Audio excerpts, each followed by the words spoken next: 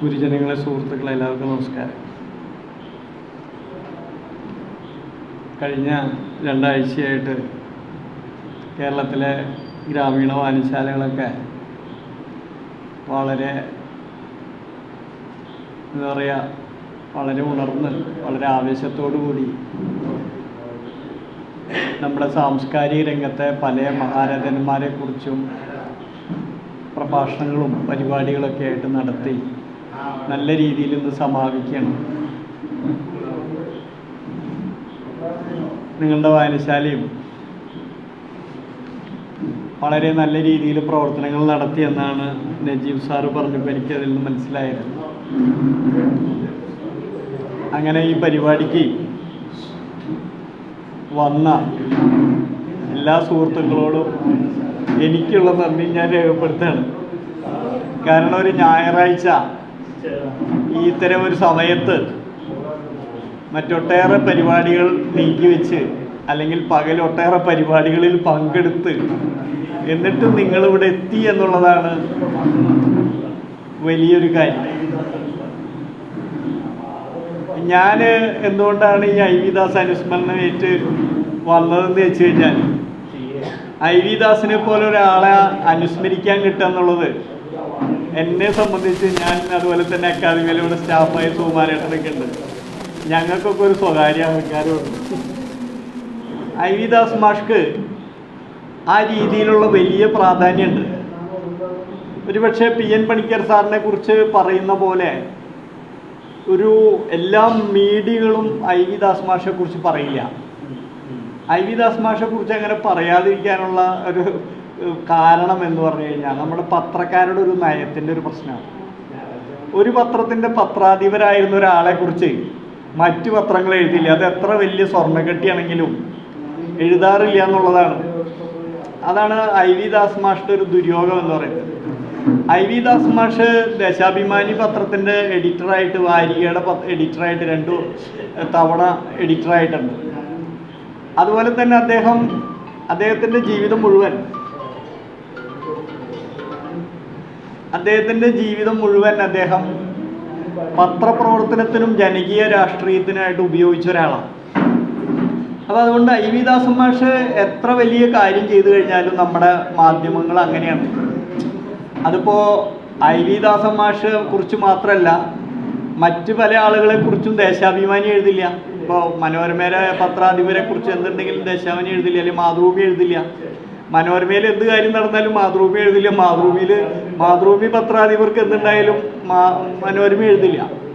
അത് പൊതുവെ പത്രക്കാർ സ്വീകരിച്ചൊരു നയമാണ്. പക്ഷെ ഐ വി ദാസൻ മാഷെ കുറിച്ച് എനിക്ക് പറയാനുള്ളത്, ഒരുപക്ഷെ നമ്മുടെ വായനാ ദിനമൊക്കെ ആചരിക്കുന്ന പി എൻ പണിക്കർ സാറിനേക്കാളും അധികം, അല്ലെങ്കിൽ പി എൻ പണിക്കർ സാറിൻ്റെ ഒപ്പം തന്നെ പ്രാധാന്യമുള്ള ഒരാളാണ്. എന്തെങ്കിലും ഒരു രാഷ്ട്രീയമായ കാരണത്താലല്ല അദ്ദേഹത്തെ അനുസ്മരിക്കണമെന്ന് പറയുന്നത്. പി എൻ പണിക്കർ സാറിന് അദ്ദേഹത്തിൻ്റെ കാലത്ത് വാഹനങ്ങളൊന്നും ഇല്ലാത്ത കാലത്ത്, ലൈബ്രറികളില്ലാത്ത കാലത്ത്, സാക്ഷരത ആളുകൾക്ക് ഇല്ലാത്ത കാലത്ത് വായനശാലകൾ ഉണ്ടാക്കുകയും പുസ്തകങ്ങൾ ഗ്രാമീണ ലൈബ്രറികളൊക്കെ ഉണ്ടാക്കുകയും ചെയ്തു പി എൻ പണിക്കർ സാറ്. അദ്ദേഹത്തിൻ്റെതായ പ്രാധാന്യമുണ്ട്. പക്ഷേ 1977 അടിയന്തരാവസ്ഥയ്ക്ക് തൊട്ട് മുമ്പ് മാർച്ച് 12-ാം തീയതി കേരളത്തിലെ ജനകീയ ഗ്രന്ഥശാല സംഘത്തെ സസ്പെൻഡ് ചെയ്തു. ആ കാലത്ത് അതിനുശേഷം ആ ഗ്രന്ഥശാലകൾ, അന്നത്തെ ഗ്രന്ഥശാലകളുടെ സ്ഥിതി അറിയാം. ഏതാണ്ട് 50 കൊല്ലം മുന്നേ കെട്ടിടങ്ങളില്ല, ഉള്ള കെട്ടിടങ്ങൾ വാടക കെട്ടിടം, ലൈബ്രറീന് പോലും അലവൻസ് ഇല്ല, പുസ്തകങ്ങൾ വായനശാല തുറക്കാൻ പറ്റാണ്ടായി ചോർന്നൊലിച്ചും പിന്നെ പുസ്തകങ്ങൾ ഇങ്ങനെ ഒക്കെ പിടിച്ച് നശിച്ചു പോയ ഒരു സാഹചര്യത്തിൽ നിന്ന് രണ്ടാമത് കേരളത്തിലെ ഗ്രന്ഥശാല പ്രസ്ഥാനത്തെ ഉണർത്തി ഉണ്ടാക്കി കൊണ്ടുവരുന്നതിൽ ഐ വി ദാസ് വഹിച്ച പങ്കുണ്ട്. ഐ വി ദാസ് വഹിച്ച പങ്ക് വളരെ വലുതാണ്. അത് മാത്രമല്ല, ഐ വി ദാസിൻ്റെ വലിപ്പം എന്ന് പറയുന്നത്, ഐ വി ദാസ് 1952 ഏതാണ്ട് വാഗ്ബടാനന്ദ വായനശാല സ്ഥാപിച്ചതിന് ശേഷം തലശ്ശേരി താലൂക്കിലെ വായനശാലകളെയൊക്കെ തന്നെ ഒരു സമ്മേളനം വിളിച്ചുകൂട്ടി അതിൻ്റെ താലൂക്ക് സെക്രട്ടറിയായി. തലശ്ശേരി കോട്ടയം താലൂക്ക് എന്നാണ് പറയാം. കോട്ടയം എന്ന് പറഞ്ഞാൽ ഈ കോട്ടയമല്ല, അവിടെ പഴശ്ശിയിലെ കാലത്തെ നാട്ടിലെ കോട്ടയം, പഴയ താലൂക്ക്, വയനാടും ഒക്കെ ചേർന്നത്. അങ്ങനെ അന്ന് തൊട്ട് ഐ വി ദാസ് പ്രവർത്തിച്ചു തുടങ്ങിയ ആളാണ്. അത് കഴിഞ്ഞ് ഏതാണ്ട് 50 കൊല്ലക്കാലം ഐ വി ദാസ് ഗ്രന്ഥശാല സംഘത്തിന് വേണ്ടിയിട്ട്, വായനയ്ക്ക് വേണ്ടിയിട്ട്, അതുപോലെ തന്നെ മറ്റു കാര്യങ്ങൾക്കൊക്കെ വേണ്ടി അദ്ദേഹം അങ്ങേയറ്റം പരിശ്രമിക്കുകയുണ്ടായി. അന്ന് തലശ്ശേരിയിലെ ഈ യോഗത്തിൽ, ആ യോഗം ഉദ്ഘാടനം ചെയ്തത്, അതിൽ പങ്കെടുത്ത് സംസാരിക്കുകയും ചെയ്തത് PN പണിക്കർ സാറാണ്. അന്ന് തൊട്ട് അവർ തമ്മിലുള്ള ബന്ധമുണ്ട്. 1963 ആകുമ്പോഴേക്കും ഐ വി ദാസ് കേരള ഗ്രന്ഥശാല സംഘത്തിൻ്റെ സംസ്ഥാന എക്സിക്യൂട്ടീവിൽ വന്നു. അത് കഴിഞ്ഞ് 1973 ആകുമ്പോഴേക്കും ഐ വി ദാസ് അതിൻ്റെ ജോയിൻറ്റ് സെക്രട്ടറി, പണിക്കർ സെക്രട്ടറിയും I V Das joint secretary ആയിട്ട് പ്രവർത്തിച്ചു. അന്ന് സംസ്ഥാന പ്രസിഡൻ്റായിരുന്ന ആൾ തായാട്ട് ശങ്കരനാണ്. തായാട്ട് ശങ്കരനും ഈ വായനശാല എന്തെങ്കിലും ഒരു പരിപാടി നടത്തേണ്ടതാണ്. കാരണം അന്നത്തെ സംസ്ഥാന പ്രസിഡൻ്റായിരുന്ന ജനകീയ ഗ്രന്ഥശാല സംഘത്തിൻ്റെ സംസ്ഥാന പ്രസിഡൻ്റായിരുന്ന ആളാണ് ഈ തായാട്ട് ശങ്കരൻ. തായാട്ട് ശങ്കരൻ്റെ ജന്മശതാബ്ദി വർഷം അത്. തായാട്ട് ശങ്കരൻ എന്ന് പറയുന്നത് അദ്ദേഹം ആലക്കുന്നുമേൽ ചന്തു നമ്പ്യാരും മകൻ ശങ്കര നമ്പ്യാരായിരുന്നു. അന്ന് ജാതിക്കെതിരായിട്ടുള്ള സമരത്തിൻ്റെ ഭാഗമായിട്ട് ശങ്കരൻ മാത്രമായതാണ്. പിന്നെ തായാട്ടെന്ന് ആൾക്കാർ വിളിച്ചത് അദ്ദേഹത്തിൻ്റെ അനിയനും ജീവിക്കുന്ന പ്രദേശത്ത് തായാട്ടെന്ന് വന്നിട്ടാണ്. അദ്ദേഹം ഒരു കോൺഗ്രസ് പ്രവർത്തകനായിരുന്നു. അങ്ങനെ ജാതിവാൽ മുറിച്ച കെ ദാമോദരനെ പോലെ ഒരാളാണ്. ദാമോദരൻ കീഴടത്ത് ദാമോദരൻ ജാതിവാൽ മുറിച്ച പോലെ. ഇവരുടെയൊക്കെ ഗുരു ഈ തായാട്ട് ശങ്കരനും ആ പ്രദേശത്തുകാരനാണ്, പാനൂർ പ്രദേശത്തുകാരനാണ്. ഐ വി ദാസും പാനൂർ പ്രദേശത്തുകാരനാണ്. മൊയ്യാരത്ത് ശങ്കരനും പാനൂർ പ്രദേശത്തുകാരനാണ്. വാഗ്ഭടാനന്ദനും ആ പ്രദേശത്ത് വലിയ രീതിയിൽ അന്ന് കാലത്ത് നവോത്ഥാന പ്രവർത്തനങ്ങൾ നടത്തിയ ഒരാളാണ്. ആ വാഗ്ഭടാനന്ദൻ്റെ ശിഷ്യരാണ് ഇവർ. വാഗ്ഭടാനന്ദൻ്റെ പ്രാധാന്യം എന്ന് പറയുന്നത് ഹിന്ദു മതത്തിനകത്തെ ജാതി വ്യവസ്ഥയെ, അവർണതയെ അങ്ങേയറ്റം സവർണർ അടിച്ചമർത്തുന്ന കാലത്ത് അതിനെതിരെ ശക്തിയുക്തം പ്രവർത്തിക്കുകയും കേരളം മുഴുവൻ നടന്ന് പ്രസംഗിക്കുകയും ഹിന്ദു ടെക്സ്റ്റുകളിൽ മുഴുവൻ അയിത്തവും ഇല്ല, അത്തരത്തിലുള്ള അനാചാരങ്ങളുമില്ല, അത് സവർണർ അടിച്ചേൽപ്പിച്ചതാണെന്ന് പറഞ്ഞുകൊണ്ട് അതിനെതിരെ പ്രവർത്തിച്ച ആളാണ്. വാഗ്ഭടാനന്ദ സ്വാമികളുടെ ശിഷ്യനാണ് അഴീക്കോട് സാറ്. അഴീക്കോട് സാറ് അതിനെക്കുറിച്ച് ആവേശപൂർവ്വം പറയുന്ന കാര്യങ്ങൾ ഓർക്കേണ്ടതാണ്. ഞാൻ അതൊക്കെ പറഞ്ഞു കഴിഞ്ഞാൽ നീട്ടിപ്പോവും, അതുകൊണ്ട് അതിലേക്കില്ല. പക്ഷേ ഈ വാഗ്ഭടാനന്ദൻ്റെ കയ്യിൽ നിന്നാണ് നമ്മൾ വരിക വരിക സഹചര്യം എന്ന് പറഞ്ഞിട്ട് ഉള്ള പാട്ട് ദേശീയ പ്രസ്ഥാന കാലത്ത് കേരളത്തിൽ മുഴുവൻ പാടിയതാണ്. ആ പാട്ട് എഴുതി അംശി നാരായണപിള്ളയ്ക്കൊക്കെ സന്യാസം കൊടുത്ത ആളാണ് ആര്? വാഗ്ഭടാനന്ദൻ എന്ന് പറയുന്നത്. അത് വിവേകാനന്ദ പാറയിൽ വെച്ചിട്ടാണ് ഈ അംശി നാരായണപിള്ളയ്ക്ക് സന്യാസം കൊടുക്കുന്നത്. അങ്ങനെ ഗാന്ധിയുടെ ഒരു ശിഷ്യനായിട്ടുള്ള രീതിയിൽ ഹിന്ദുമതത്തിൽ ഒരു അനീതിയുണ്ട്. ആ അനീതിയുടെ ജാതീയത അല്ലെങ്കിൽ ഇത്തരത്തിലുള്ള അയിത്തവും അനാചാരം ഉണ്ടെങ്കിൽ ഹിന്ദുമതം നശിച്ചു പോകുമെന്നും അത്തരത്തിൽ യാതൊന്നും തന്നെ ഹിന്ദുമതത്തിന് ആധാരമായിട്ടുള്ള അല്ലെങ്കിൽ ഭാരതീയ സംസ്കാരത്തിൻ്റെ ആധാരമായിട്ടുള്ള ഉപനിഷത്തുകളിൽ ഒന്നും തന്നെ പറയുന്നില്ല എന്ന് പറഞ്ഞുകൊണ്ട് കേരളം മുഴുവൻ നടന്ന് പ്രസംഗിച്ച ഒരാളാണ് ഈ വാഗ്ഭടാനന്ദൻ. ആ വാഗ്ഭടാനന്ദൻ്റെ ശിഷ്യരായിട്ടാണ് ഇവരൊക്കെ വരുന്നത്. അതുകൊണ്ട് അക്കാലത്ത് ഇവർ അങ്ങേയറ്റം ഹിന്ദു മുസ്ലിം മൈത്രിക്കൊക്കെ വേണ്ടി പ്രവർത്തിച്ച, അതുപോലെ തന്നെ ഇത്തരത്തിലുള്ള ജാതീയതയ്ക്കെതിരെ അന്ധവിശ്വാസത്തിനെതിരെ പ്രവർത്തിച്ച വാഗ്ഭടാനന്ദൻ്റെ ശിഷ്യരായിട്ടാണ് ഐ വി ദാസൊക്കെ വരുന്നത്. ഐ വി ദാസ വരുന്ന കാലത്ത് തന്നെ അദ്ദേഹം ആ പ്രദേശത്ത് അന്ന് വരുമ്പോൾ അദ്ദേഹം കമ്മ്യൂണിസ്റ്റുകാരനൊന്നും ആയിട്ടില്ല.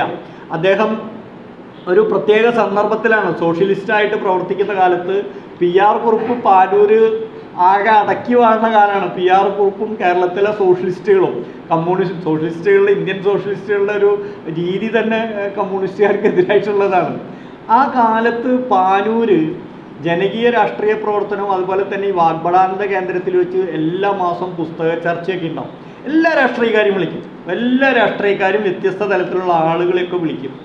അങ്ങനെ വിളിക്കുന്ന ഒരു സമ്പ്രദായമുള്ള ഒരു പ്രദേശത്തു നിന്നാണ് ഇവരൊക്കെ വരുന്നത്. അത് ഐ വി ദാസിൻ്റെ ജീവിതത്തിലൂടെ പഠിക്കേണ്ട കാര്യം. ഐ വി ദാസിൽ നിന്ന് നമുക്ക് വായനശാല പ്രവർത്തകർക്കും അതുപോലെ തന്നെ നമ്മൾ വ്യക്തികൾ എന്ന നിലയ്ക്കും രാഷ്ട്രീയ പ്രവർത്തകർ എന്നുള്ള നിലയ്ക്കൊക്കെ നമുക്ക് ധാരാളം കാര്യങ്ങൾ പഠിക്കാനുണ്ട്. അങ്ങനെ വന്ന ഐ വി ദാസ് പിന്നീട് പടകം അവിടുത്തെ പ്രാദേശികമായിട്ട് അക്കാലത്ത് ഉള്ള പത്രങ്ങളുടെയൊക്കെയാണ് അദ്ദേഹം പത്രപ്രവർത്തനം ആരംഭിച്ചത്.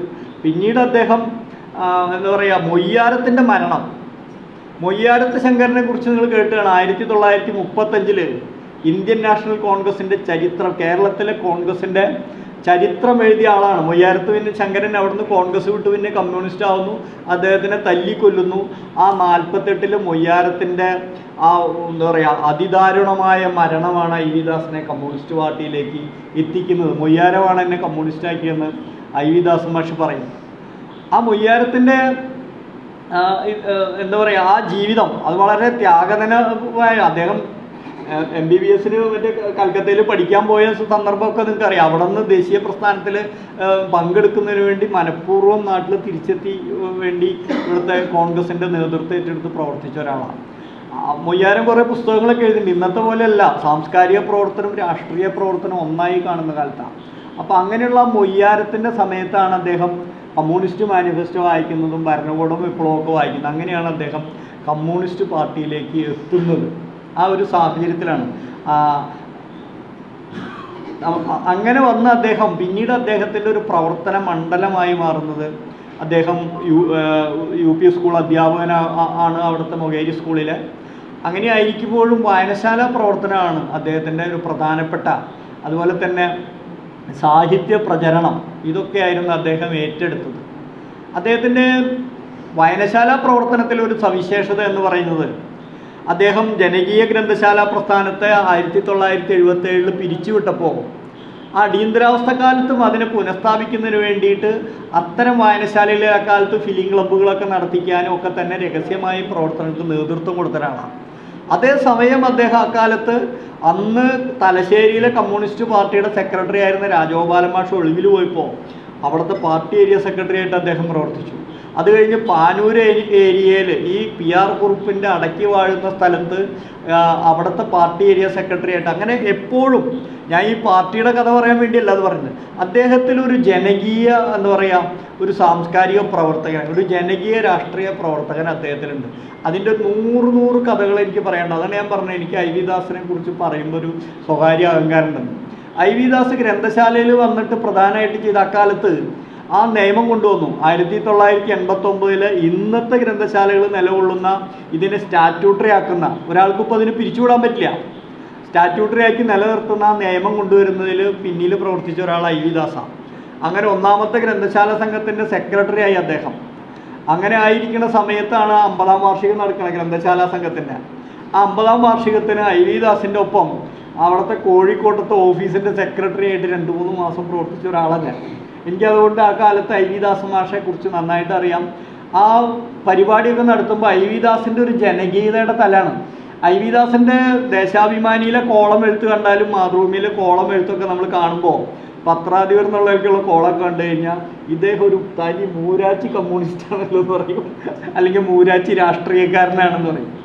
പക്ഷെ ഐ വി ദാസിനോട് അടുത്ത് പെരുമാറുമ്പോഴാണ് ആ കോളം എഴുത്തുള്ളത് കഴിഞ്ഞാൽ അതിനപ്പുറത്ത് മനുഷ്യരോട് അങ്ങനെ ഒരു പെരുമാറ്റമില്ല. തൻ്റെ രാഷ്ട്രീയമായ പ്രത്യയശാസ്ത്രപരമായ കാഴ്ചപ്പാട് അദ്ദേഹം കൃത്യമായി പറയും എന്നുള്ളത് പബ്ലിക്കായിട്ട് പറയുമ്പോൾ അത് പറയും എന്നുള്ളത് ശരിയാണ്. പക്ഷെ അദ്ദേഹത്തിൽ ഒരു സവിശേഷതയായിട്ടുള്ള സാധനം ഒരു പ്രതിപക്ഷ ബഹുമാനം, അതുപോലെ തന്നെ മറ്റുള്ള രാഷ്ട്രീയക്കാരും എല്ലാത്തരം മനുഷ്യരുമായിട്ട് സമൂഹത്തിലെ ആളുകളുമായിട്ട് അദ്ദേഹം സൗഹൃദം സ്ഥാപിക്കും. അവരുടെ കുടുംബത്തെ അടക്കം അദ്ദേഹത്തിന് എപ്പോഴെങ്കിലും അദ്ദേഹം ഓർത്ത് വയ്ക്കും. ഒരാളെ പരിചയപ്പെട്ടിട്ടുണ്ടെങ്കിൽ അദ്ദേഹത്തിന് പോകണമെന്ന് തോന്നിയാൽ അദ്ദേഹം കാറ് കൊണ്ടുപോകുമ്പോൾ അല്ലെങ്കിൽ എപ്പോഴെങ്കിലും പരിപാടിക്ക് പോകുമ്പോൾ അവിടെ കയറും.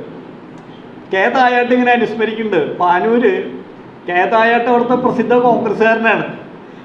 തായാട്ടിൻ്റെ വീട്ടിൽ വന്ന് ചായ കുടിച്ച് ലഘുഭക്ഷണം കഴിച്ച് പോയി കഴിഞ്ഞിട്ടാണ് ഞങ്ങളുടെ പാർട്ടിയെക്കുറിച്ച് അദ്ദേഹം അവിടെ വന്നിട്ട് മൈക്ക് വെച്ച് കലക്കുമെന്ന് പറയും.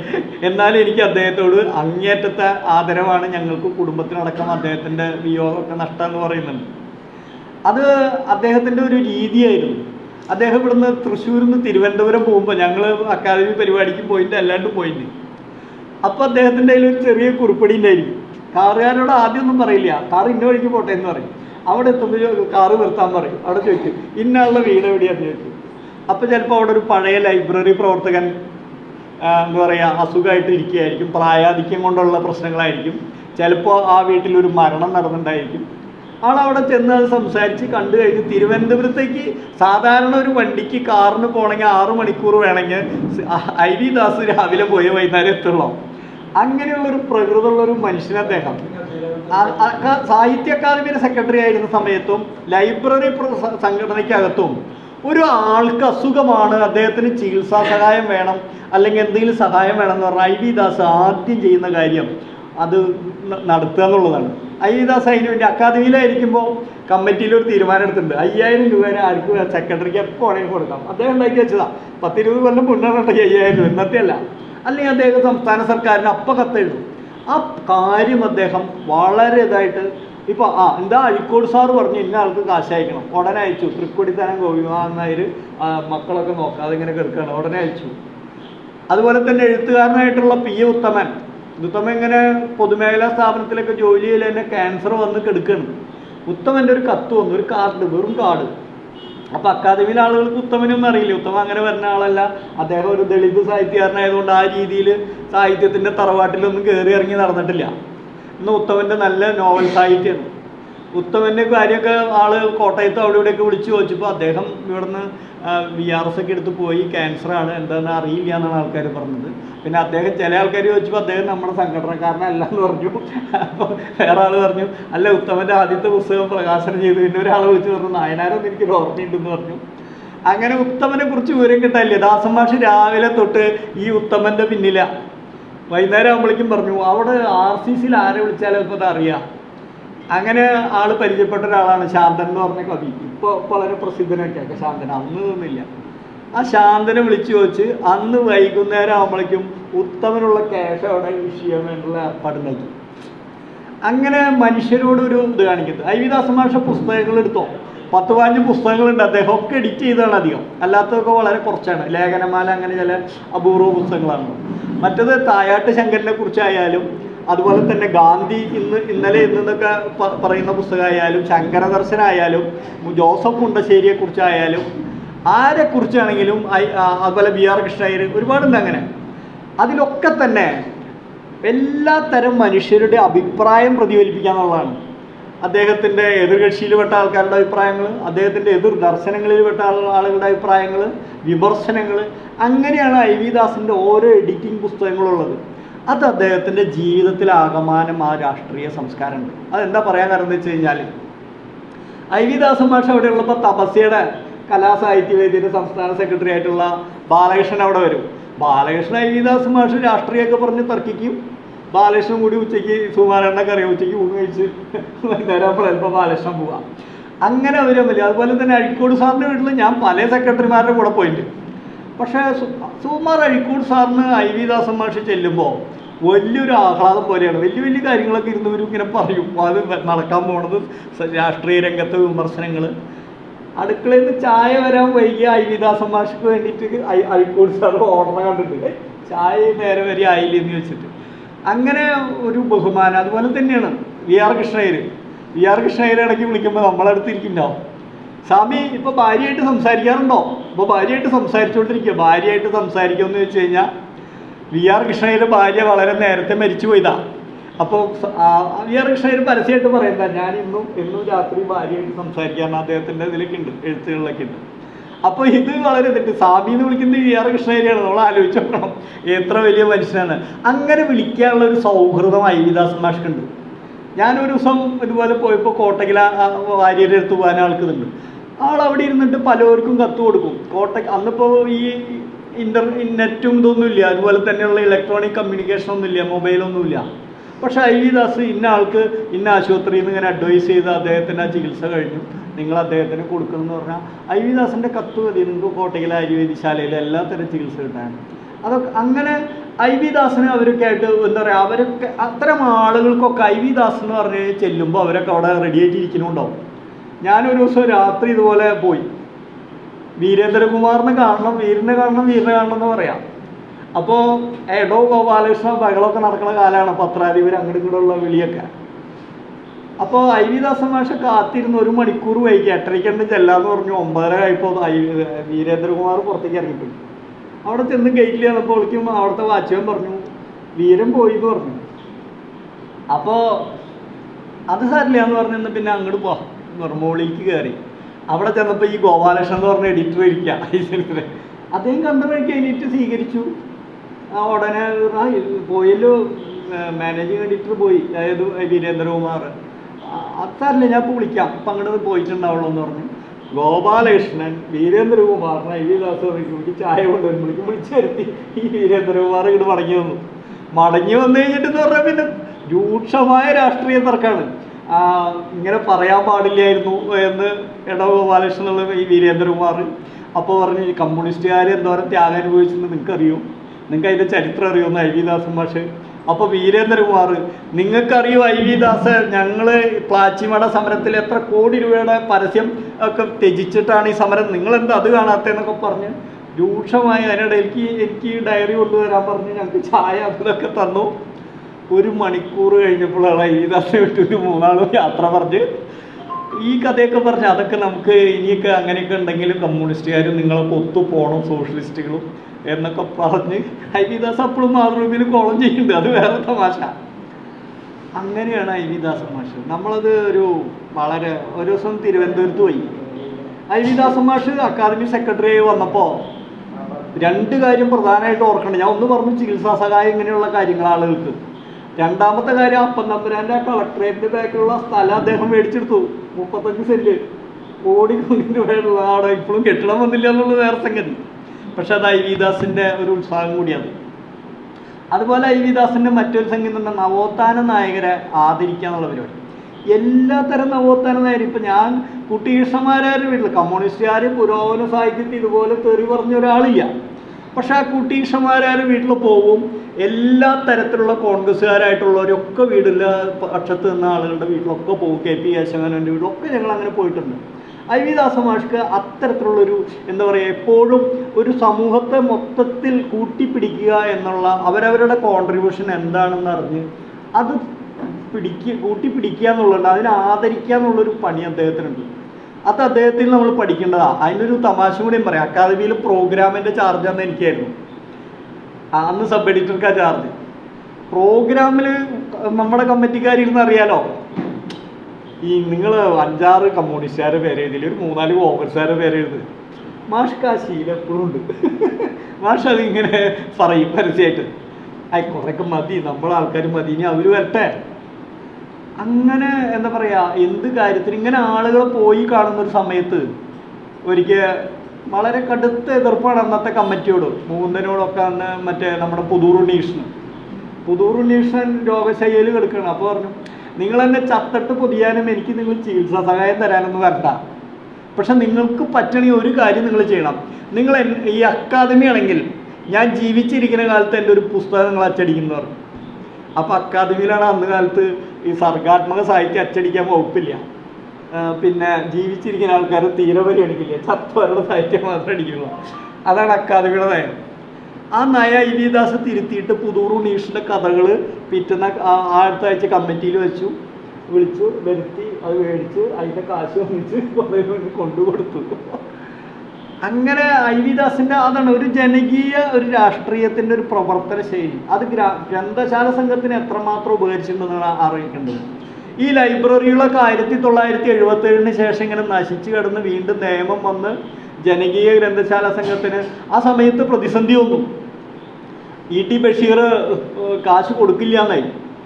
ഐ വി ദാസ് ആളുകളെ വിളിച്ച് സംഘടിപ്പിച്ച് സമരത്തിന് പോണതോടൊപ്പം തന്നെ ഇ ടി മുഹമ്മദ് ബഷീറിന് പോയിരുന്ന് കുത്തി കാര്യങ്ങൾ ബോധ്യപ്പെടുത്തി ബഷീർ അടക്കം അതിൽ വീണ് കാശ് കൊടുത്തു അന്ന്. അത് മാഷ്ക്കൊരു കഴിവാത്. നമ്മൾ ഒരു ഭാഗത്ത് ഇങ്ങനെ സമരത്തിൻ്റെ ഒക്കെ വേലിയേറ്റുണ്ടാവും, പക്ഷെ മാഷ്ക്ക് നേരിട്ട് പോയി സംസാരിച്ച ആളുകളോട് കാര്യം കൺവിൻസ് ചെയ്ത് ഇത് നിങ്ങളുടെ കൂടി ഒരു ഉത്തരവാദിത്തമാണ്, രാഷ്ട്രീയ ഉത്തരവാദിത്തമായിട്ട് നിങ്ങൾ കാണണം, ഞങ്ങളുടെ ഇതല്ല.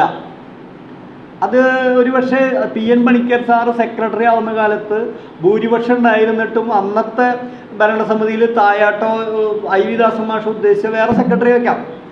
അത് വെപ്പിച്ചതും ആ ജനകീയമായ ഇങ്ങനെ എല്ലാ തരം ആളുകളെയും പണിക്കർ സാറ് ആദ്യകാലത്ത് ചെയ്ത സംഭാവനകളൊക്കെ മനസ്സിലാക്കിക്കൊണ്ടാണ് അത് ചെയ്തത്. അതുപോലെ തന്നെയാണ് ഐ വി ദാസ് ചെയ്ത മറ്റൊരു കാര്യം, ഈ ലൈബ്രറിമാർക്ക് അന്ന് അലവൻസ് ഇല്ല, ഗ്രന്ഥശാലകൾ ഇങ്ങനെ തുറക്കാനുള്ള ബുദ്ധിമുട്ടുകൾ അടഞ്ഞെടുക്കുക. ഐ വി ദാസ് ആണ് ലൈബ്രറിമാരെ വായനശാലയുടെ കീമാൻ എന്ന് വിശേഷിപ്പിച്ചത്. അങ്ങനെ വിശേഷിപ്പിച്ച് നടന്ന് പ്രസംഗിച്ചിട്ടാണ് ആ ലൈബ്രറിന് അലവൻസ് ഇതൊക്കെ കൂട്ടി ഗ്രന്ഥശാലകൾക്ക് ഒരു അടിത്തറ ഉണ്ടാക്കിയത്. ഗ്രന്ഥശാലകൾക്ക് കെട്ടിടം പണിയാനായിട്ട് MP ഫണ്ട് MLA ഫണ്ട് ഉപയോഗിക്കാമെന്ന് ഇത് കൊണ്ടുവന്ന ആൾ, അതിനുവേണ്ടി പണിയെടുത്ത ആൾ ഐ വി ദാസാണ്. IV ദാസിൻ്റെ നേതൃത്വത്തിലുള്ള സമയത്താണ്. ഇന്നുള്ള രീതിയിൽ ഗ്രന്ഥശാലകൾക്ക് എന്താ പറയുക വ്യത്യസ്തമായ പരിപാടികളും കാര്യങ്ങളും, അതുപോലെ തന്നെ ഗ്രന്ഥശാലകളിൽ പുസ്തകങ്ങൾ മേടിക്കാനുള്ള കൂടുതൽ കാശ്, അതുപോലെ തന്നെ മറ്റ് സംവാദ പരിപാടികൾക്ക്, ചർച്ചകൾക്ക് ഒക്കെ വായനശാലകളെ ഒരു ജനകീയമാക്കുന്ന രീതിയിലേക്ക് മാറ്റി തീർത്തത് ഒരു വലിയ പങ്ക് കടവേട്ടയ്ക്കൊക്കെ ഉണ്ടായിരിക്കും. പക്ഷെ ഒരു ജനകീയ അതിൻ്റെ എന്താ പറയുക ഒരു മുന്നണിയിൽ നിന്ന് ചുക്കാൻ പിടിച്ചുകൊണ്ടിരുന്ന ഒരാൾ IV ദാസാണ്. IV ദാസിന് അത്തരത്തിൽ എന്താ പറയുക അദ്ദേഹത്തിന് എപ്പോഴും ഒരു എന്താ പറയുക സാധാരണ മനുഷ്യരിലേക്ക് ഈ വായനശാലകൾ എത്തണം. ഇപ്പോൾ വലിയ കോളേജ് പ്രൊഫസർമാർക്ക് വായനശാല വേണ്ട, ഈ വായനശാല വേണ്ട വിഭാഗത്തിലേക്ക് അവരിലേക്ക് വായനശാല എത്തുക എന്നുള്ളതാണ് IV ദാസ് ആഗ്രഹിച്ചത്. അതിനനുസരിച്ച് അദ്ദേഹം ജനങ്ങൾക്കിടയിൽ പ്രവർത്തിക്കുകയും ചെയ്തു. IV ദാസിനെ കുറിച്ച് അങ്ങനെ പറയണമെങ്കിൽ ഒരുപാടുണ്ട്. ഇപ്പോൾ സമയം വൈകിയെന്ന് തോന്നുന്നുണ്ടല്ലേ? അപ്പോൾ IV ദാസ് മാഷ് പത്രാധിപരായിരുന്നു. നല്ല ദേശാഭിമാനിയുടെ 2 ടൈം പത്രാധിപരായിട്ട് അദ്ദേഹം ചെയ്തു. CPM-ൻ്റെ സംസ്ഥാന കമ്മിറ്റിയിൽ അദ്ദേഹം പ്രവർത്തിച്ചു. അതുപോലെ തന്നെ അദ്ദേഹം ഈ ആത്മവിദ്യാസംഘത്തിൽ വാഗ്ബടാനന്ദൻ്റെ, അതുപോലെ തന്നെ നവോത്ഥാനവുമായി ബന്ധപ്പെട്ട ബ്രഹ്മാനന്ദ ശിവയോഗിയുടെ അവരുടെ ആ സംഘത്തിൻ്റെ പ്രവർത്തനങ്ങളിൽ ഇങ്ങനെ നാനാ തരത്തിൽ അദ്ദേഹം ഈ നവോത്ഥാന നായകരുടെ പ്രവർത്തനങ്ങൾ, അത് വായനശാല വന്നപ്പോൾ, അക്കാദമി വന്നപ്പോൾ അത്തരം ആളുകളുടെ പുസ്തകം പ്രസിദ്ധീകരിക്കുന്നതിൽ അദ്ദേഹം മുൻകൈ എടുത്തു. ആ ജീവചരിത്ര ഗ്രന്ഥാവലി അദ്ദേഹം കൊണ്ടുവന്നു. കുറേ ആളുകളുടെ ആധുനിക കേരളം നിർമ്മിച്ച ആളുകളുടെ കുറേ ജീവചരിത്രങ്ങൾ എഴുതിക്കുക. കാരണം നമ്മൾ ഈ പഴയ പെട്ടിപ്പാട്ട് പാടിയ പോരല്ലോ, നമ്മൾ പറയും അങ്ങനെ പറഞ്ഞാൽ പോരെ, നമുക്ക് ഇവിടെ മെറ്റീരിയൽ ഉണ്ടാവണം കുട്ടികൾക്ക് കൊടുക്കാൻ, അല്ലെങ്കിൽ പുതിയ തലമുറയ്ക്ക് കൊടുക്കാൻ. ഈ പുതിയ ആധുനിക കേരളം എങ്ങനെയാണ് ഉണ്ടായത്, 20-ാം നൂറ്റാണ്ട് എങ്ങനെയാണ് ഈ കേരള സമൂഹത്തിൽ പ്രവർത്തിച്ചത്, അത്തരം ആളുകളുടെ 100-150 പുസ്തകം അച്ചടിക്കാൻ അദ്ദേഹം തീരുമാനിക്കുകയും വ്യാപകമായിട്ട് ആളുകളെ കൊണ്ട് എഴുതിക്കുകയും ആ രീതിയിൽ സാഹിത്യ അക്കാദമിക്കിടയിൽ അദ്ദേഹം പ്രവർത്തിച്ചു. ഇങ്ങനെ IV ദാസിനെ കുറിച്ച് പറയുകയാണെങ്കിൽ ഒരുപാട് കാര്യങ്ങൾ പറയാനുണ്ട്.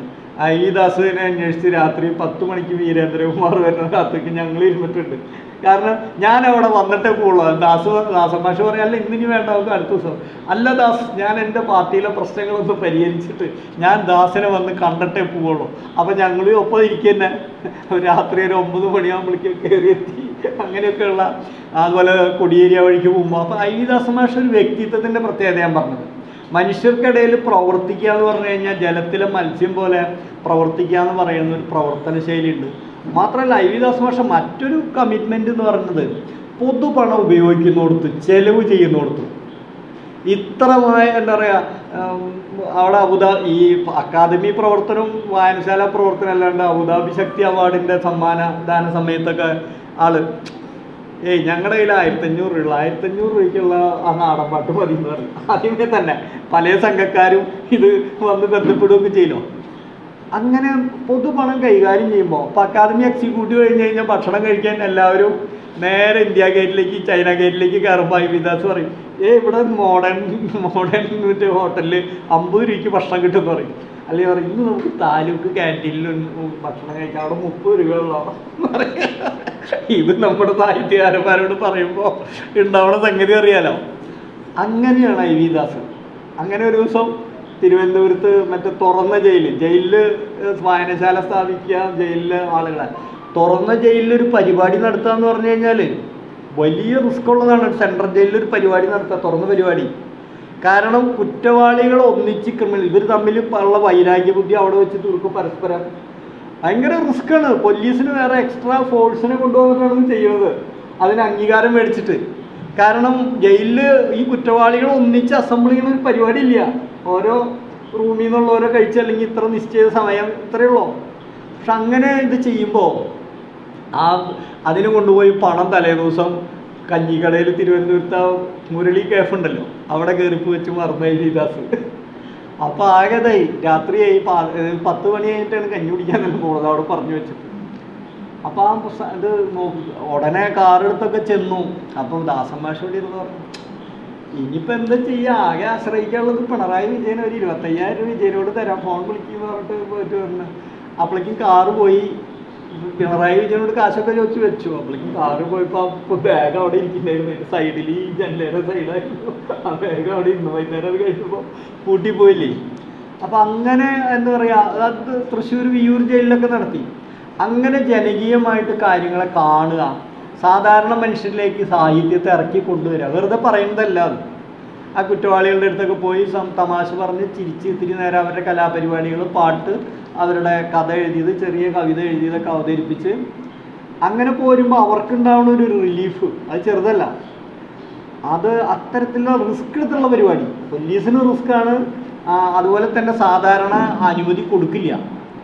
അപ്പം അങ്ങനെയുള്ള പരിപാടികളൊക്കെ നടത്തുക, അത്തരത്തിൽ സാഹിത്യ പ്രവർത്തനം നടത്തുക, ഈ രീതിയിൽ ജനകീയ പ്രവർത്തനം നടത്തുക, അങ്ങനെയുള്ളൊരു വലിയ മനുഷ്യനായിരുന്നു അദ്ദേഹം. അതുകൊണ്ട് അദ്ദേഹത്തിൻ്റെ ഗ്രന്ഥശാല പ്രവർത്തനത്തിൽ ഒരു നൂറ്റാണ്ടെങ്കിലും അദ്ദേഹം ജനകീയ ഗ്രന്ഥശാല പ്രവർത്തനം നടത്തിയ ഒരാളാണ്. ഇന്നുള്ള രീതിയിൽ ഗ്രന്ഥശാലകളെ ആക്കുന്നതിൽ ലൈബ്രറിമാർ ഇങ്ങനെ എന്താ പറയുക, അവർ എടുക്കുന്ന പണിയെ കാണിക്കുന്നതിനൊക്കെ തന്നെ. അതോടൊപ്പം തന്നെ ഗ്രന്ഥാലോകത്തിന് വലിയ ഒരു ഉയർച്ചയുണ്ടായി. ഗ്രന്ഥാലോകം വെറുതെ ബുക്ക് റിവ്യൂ മാത്രം കൊടുക്കുന്ന ഗ്രന്ഥാലോകം മാറി. ഗ്രന്ഥാലോകം ഓരോ എഴുത്തുകാരെക്കുറിച്ച് സമഗ്രമായിട്ട് പ്രതിപാദിക്കുന്ന ഒരു പഠന പുസ്തകമായിട്ട് അല്ലെങ്കിൽ ഒരു ജേണൽ പോലെയുള്ള സ്വഭാവത്തിലേക്ക് അതിനെ മാറ്റി. അങ്ങനെ ഐ വി ദാസിനെ കുറിച്ച് പറയണമെങ്കിൽ നിരവധി കാര്യങ്ങളുണ്ട്. അവസാനം അദ്ദേഹം മരിച്ച ദിവസം സുകുമാർ അഴീക്കോട് സാറിൻ്റെ അടുത്ത് പോയി. അഴീക്കോട് സാറിനെ വിളിച്ചപ്പോൾ ഫോൺ എടുത്തില്ല. അപ്പം ഞാനും ഒക്കെ അതിൻ്റെ ജോസും പോയിട്ട്, അത് 2010 ഒക്ടോബർ 10 എന്താണ്, ഒക്ടോബർ 31 നമ്മൾ പോയിട്ട് പറയുമ്പോൾ ഇങ്ങനെ ആൾ പറഞ്ഞു, ഞാൻ അറിഞ്ഞു. ആളിങ്ങനെ ആ വാതിലുമ്പോൾ ചാരി നിന്നിട്ട് കണ്ണിൽ നിന്ന് ഇങ്ങനെ വെള്ളം വരിക. അത്രമാത്രം അടുപ്പം ഈ തരത്തിൽ ഏത് മനുഷ്യരായിട്ട്. അത് സാധാരണ ആളുകൾ, എനിക്കറിയാം, കോഴിക്കോടായിരിക്കുമ്പോൾ മാമൻ വാസുവിനെ വെട്ടിക്കൊന്നിട്ട് റോട്ടിലിട്ടപ്പോൾ ഐ വി ദാസൻ മാഷ് അവിടെ പാർട്ടി ഏരിയ സെക്രട്ടറി ആയിരുന്ന ആൾ പിന്നാലെ ചെന്നു. ഞാൻ ആ കാറിലുണ്ടായിരുന്നു, ഞാൻ ഈ കോഴിക്കോട് ഇതൊക്കെ ആയിട്ടുണ്ടോ. ആളവിടെ ചെന്ന് ആ ഒരു വൈകാരികത ഉണ്ടല്ലോ, അതൊക്കെ എന്ന് പറഞ്ഞാൽ അത് സാധാരണ ചുമട്ടുതൊഴിലാളിയായിരുന്നു അദ്ദേഹം. അപ്പോൾ അതൊക്കെ എന്ന് പറഞ്ഞു കഴിഞ്ഞാൽ ഒരു മനുഷ്യൻ്റെ ഒരു എന്താ പറയുക, ഒരു അഗാധമായൊരു മനുഷ്യത്വം, ഒരു ദീനാനുകമ്പ, ഒരു എന്താ പറയുക, ഒരു കമ്മ്യൂണിസ്റ്റ് സാഹോദര്യം, അതൊക്കെ അദ്ദേഹത്തിൽ അങ്ങേയറ്റം ഉണ്ടായിരുന്നു. അതുകൊണ്ട് ആ പ്രദേശത്തെ ആളുകൾ അദ്ദേഹത്തെ ആദ്യകാലത്ത് കമ്മ്യൂണിസ്റ്റ് സന്യാസി എന്നാണ് വിളിച്ചിരുന്നത്, അല്ലെ? ആ രീതിയിൽ വിശേഷിപ്പിക്കപ്പെട്ടിരുന്നു. കാരണം ജീവിതത്തിൽ തനിക്ക് വേറെ, കാരണം അദ്ദേഹം ഇതിൻ്റെ ലൈബ്രറി കൗൺസിലിൻ്റെ സെക്രട്ടറി ആയിരിക്കുമ്പോൾ ശമ്പളമൊന്നും എടുത്തില്ല, വെറും 10,000 രൂപയാണ് മേടിച്ചത്.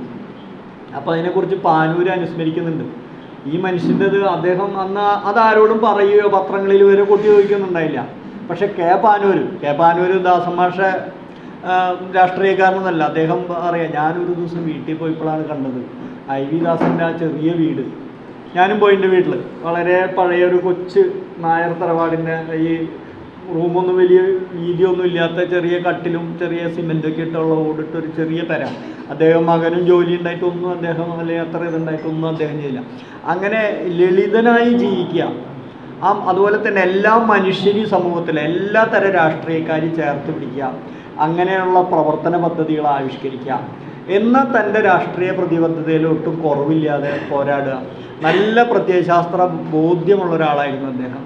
അങ്ങനെ ഇരിക്കുമ്പോഴും ഈ വിശാലമായൊരു കാഴ്ചപ്പാടോട് കൂടിയിട്ട് ഈ രംഗത്ത് ഇടപെടുകയും ഈ കേരളത്തിലെ ഒരു എന്താ പറയുക നവോത്ഥാനത്തിനൊക്കെ തന്നെ വാഹനമായിട്ടുള്ള ഗ്രന്ഥശാല പ്രസ്ഥാനത്തെ കൂടുതൽ ഉയരങ്ങളിലേക്ക് എത്തിക്കാനും വീണ്ടും ജാതിയുടെ ഈ തിരിച്ചുവരവിനെതിരായിട്ട് അദ്ദേഹം നിരന്തരമായിട്ടുള്ള ഒരു എന്താ പറയുക സാംസ്കാരികമായ സമരങ്ങളിൽ ഏർപ്പെട്ടുകൊണ്ടിരിക്കുന്ന കാലത്താണ് അദ്ദേഹം മരിക്കുന്നത്. അദ്ദേഹത്തെക്കുറിച്ച് നമ്മുടെ വായനശാല പ്രവർത്തകർ വേണ്ടത്ര മനസ്സിലാക്കിയിട്ടില്ലാത്തതുകൊണ്ടായിരിക്കാം എന്നോട് കഴിഞ്ഞ ദിവസം ഇരിഞ്ഞാലക്കുട പോയപ്പോൾ ഒരാൾ തർക്കിക്കാൻ വന്നു, എന്തിനപ്പോൾ ഈ ഐ വി ദാസിനെ ഇപ്പോൾ ഈ വായനാ പക്ഷാചരണത്തിൻ്റെ കൂടെ കൂട്ടിക്കെട്ടിയെന്നു. നിങ്ങൾക്കത് മനസ്സിലായിട്ടുണ്ടാവുമെന്ന് വിചാരിക്കണു. നന്ദി, നമസ്കാരം.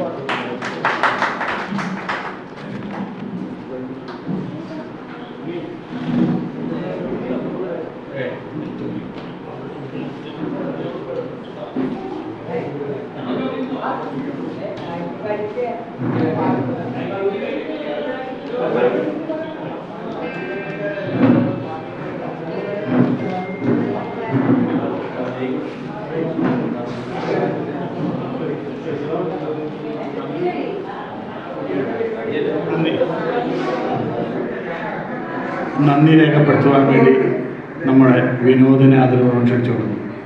ഒരു അറിയിപ്പുണ്ട്. ഇന്ന് അവസാന ദിനമാണെന്ന് നിങ്ങൾക്ക് എല്ലാവർക്കും അറിയാം. വന്നവരെല്ലാവരും ഭക്ഷണം കഴിച്ചിട്ട് വേണം പോകാൻ. ഭക്ഷണവും കാര്യങ്ങളും ചോക്ലേറ്റ് റെഡിയുണ്ട്. വാസുവേട്ടൻ്റെ നേതൃത്വത്തിൽ ഭക്ഷണവും കാര്യങ്ങളുണ്ട്. എല്ലാവരും ഭക്ഷണം കഴിച്ചിട്ട് വേണം പോകാൻ എന്നുള്ള അഭ്യർത്ഥനയുണ്ട്.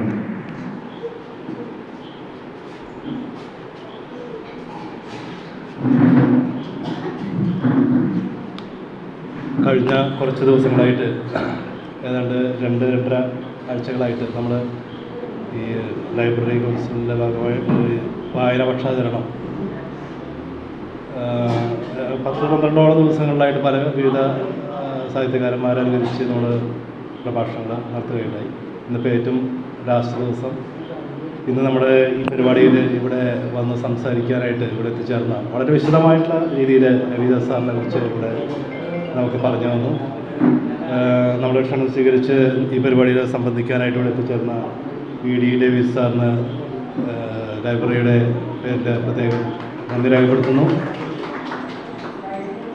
അതുപോലെ തന്നെ ഈ കഴിഞ്ഞ ഈ കുറച്ച് ദിവസങ്ങളായിട്ട് ഇവിടെ പ്രത്യേകിച്ച് ഇന്ന് കുറച്ച് കൂടുതൽ സമാപന ദിവസമായിട്ട് കുറച്ച് കൂടുതൽ ആളുകളുണ്ട്.